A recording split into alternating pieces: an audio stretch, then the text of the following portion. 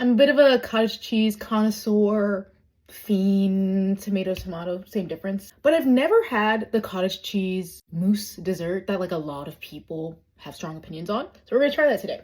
Getting our scale, and we're gonna blend this. So we're starting with a cup of cottage cheese, 226 grams, if I have that much. Uh-oh. We're doing like half a cup. Okay, devastating because I'm basically out of cottage cheese now, but it's okay. Then we're gonna add a like spoonful of cocoa powder. And sweetener of your choice, I'm using sugar-free syrup. Put like 20 grams of this, about 20 grams of the cocoa powder. And then we blend it.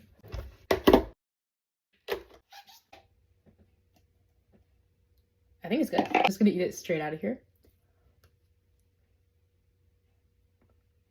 It needs more sweetener. I'm gonna put 20 more grams. Now I feel like it needs more chocolate. I won't lie, it's a bit of an interesting taste. It sort of tastes exactly what you would think. People compare it to like cheesecake, like a chocolate cheesecake mousse.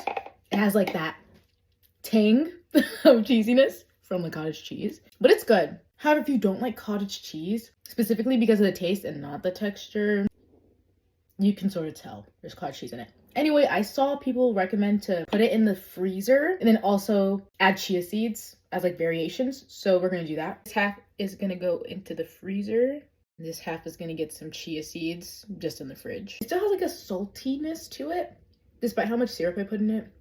And I like subtle sweets, so I could put a bunch more syrup, but I feel like that would mess it up. I think 7 grams of chia, which is like half a tablespoon. Blended chia seeds. Okay, it's been 20 minutes for the frozen one. Looking a bit liquidy. So we'll try it, and then I think I might just put it back in the freezer. Yeah, that's still very liquidy. All right, if this doesn't work, then it's still liquidy. Like the edges are getting a little icy, but we want it to be like an ice cream, not just frozen. Gonna mix it up a little. It definitely got thicker, but it's not like ice cream.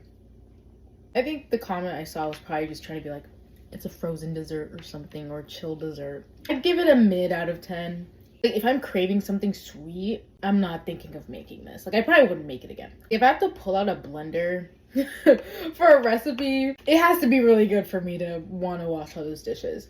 You could definitely put this into like popsicle molds and make like a fudge-sicle out of it. I feel like that would work. Let's try the chia seed one. Since it's been 40 minutes and chia seeds usually soak for like 15 minutes. Disappointing. This is one of those things where I feel like people try to convince themselves is good just for fat loss, but I'll let it sit for a couple of hours and we'll see after that. I really like giving recipes tries because I don't want to say things are bad. Like, I really don't. I always feel like there's potential if you just work things out. But some of these people on here, they be showing you things with good macros and it just like does not taste good. And I wouldn't do that to you. Okay, we're back 8 hours later. Very thick and gelatinous. It's just not for me. I also just made regular chia pudding, like vanilla cinnamon.